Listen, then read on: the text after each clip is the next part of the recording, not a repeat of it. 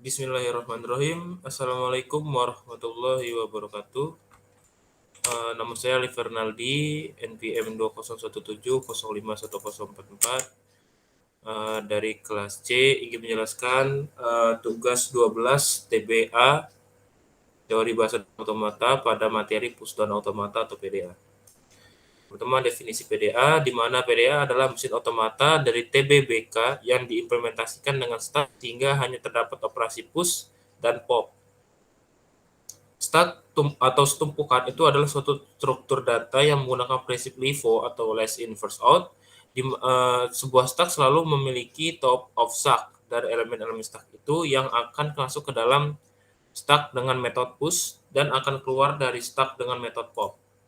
PDA bisa pula dianggap sebagai FSA yang dilengkapi stack. Sebuah PDA yang menerima suatu input selain bisa berpindah state juga bisa melakukan operasi pada stack.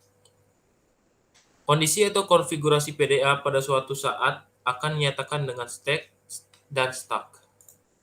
Agar dapat menggunakan model otomata pada bahasa konteks free, maka diperlukan yang pertama, sebuah stack atau memori pushdown yang dapat menyimpan sederetan simbol dengan panjang yang sembarang dan tak berhingga.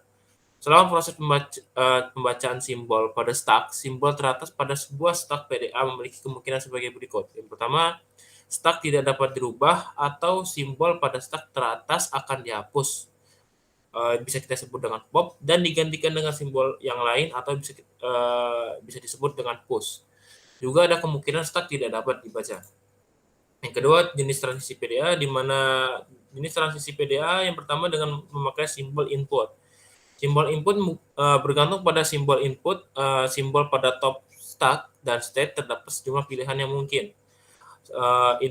Simbol input setiap pilihan terdiri dari state berikutnya dan simbol-simbol satu atau beberapa atau kosong untuk mengganti simbol pada top stack. Simbol input pergantian simbol pada top stack bisa berubah berupa push untuk satu atau beberapa simbol. Bisa berupa pop untuk simbol kosong. Lalu setelah membuat pilihan, kemudian PDA membaca simbol input berikutnya.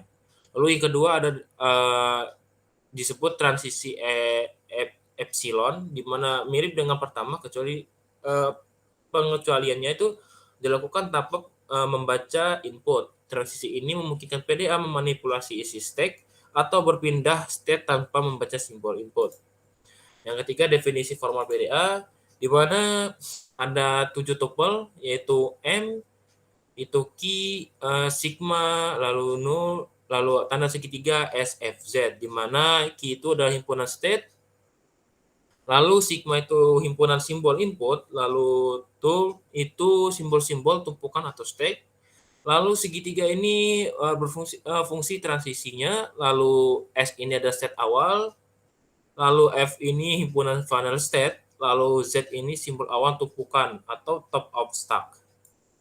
Komponen PDA, di mana di sini ada suatu input yang masuk ke final state control, lalu ini dimasukkan ke dalam stack, lalu nanti dalam stack ini akan disimpan input-input yang telah masuk ke final state control, lalu akan diterima.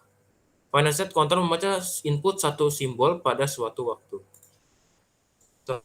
Jika diketahui bahasa sebagai berikut, di mana L ini ada WS, WR, di mana terdapat himpunan A, B, C, D, dan asterik.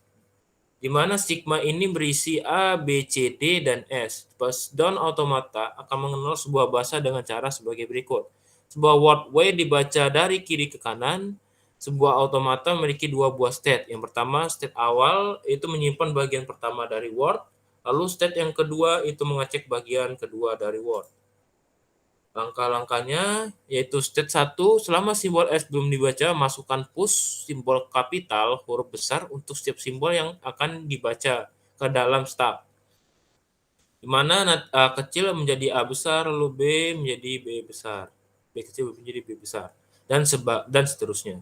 Jika simbol S dibaca, maka stack tidak terjadi perubahan dan akan berpindah ke state 2. Lalu langkah step 2, lakukan pengecekan untuk setiap simbol yang dibaca, apakah ada kesesuaian dengan simbol kapital yang ada pada stack teratas.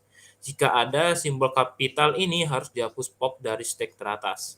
Jika simbol ada not jika antara simbol yang dibaca dengan simbol kapital pada saat tidak ada kesesuaian, maka tidak terjadi transisi.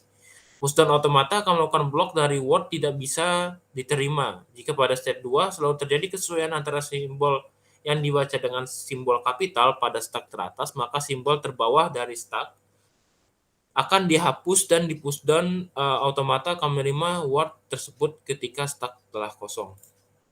Yang terakhir adalah materi diagram transisi, di mana PDA untuk menerima linguis di mana L besar ini berisi WCW, himpunan WCW, pangkat R lalu W dalam buka kurung 0+1 tutup kurung asterik, lalu tutup kurung kurawal.